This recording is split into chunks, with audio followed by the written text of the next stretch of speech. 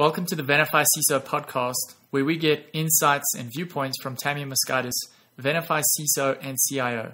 My name is Gavin Hill, Director of Threat Intelligence. Tammy, welcome. Hi, thanks for having me. Tammy, you've been securing large global organization networks for some time now and seen some significant changes in the overall threat landscape. Can you provide some insights from a CISO perspective how that threat landscape has changed? The threat landscape has changed quite significantly over the last several years. Several years ago, it was very tactical, and we just focused on getting things done and making sure things were secure and protected. Over the last several years, most currently, cyber attacks have increased exponentially, and the need to have focus from a business perspective is very important.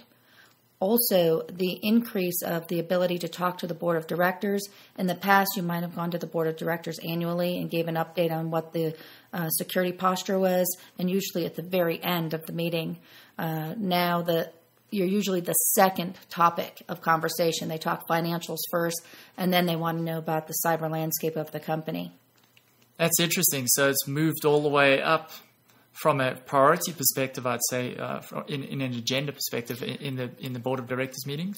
Oh, absolutely. They're really worried about cyber attacks, ransomware, the attacks on trust. They ask a lot of questions around Heartbleed, Snowden, and they're really well informed of what's going on outside of the company and want to make sure that their companies are secure and protected from those types of attacks. And what would you say the driver is as to why that change in priority, I'd say?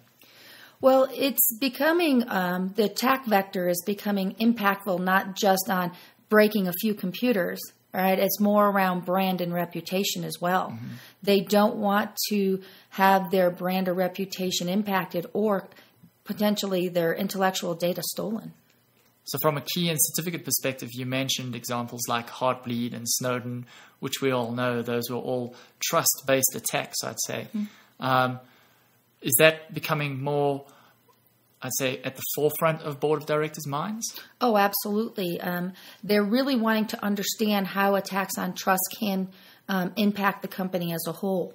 And talking about the keys and certificates has been a really great topic to go through with your board of directors and audit committees. They're wanting to know that if we don't know where all our keys and certificates are, can we be attacked? And the answer is absolutely.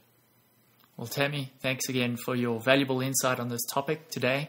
Join us for the remaining podcast series on the Venafi CISO podcast series. Tammy, thank you. Thanks for having me.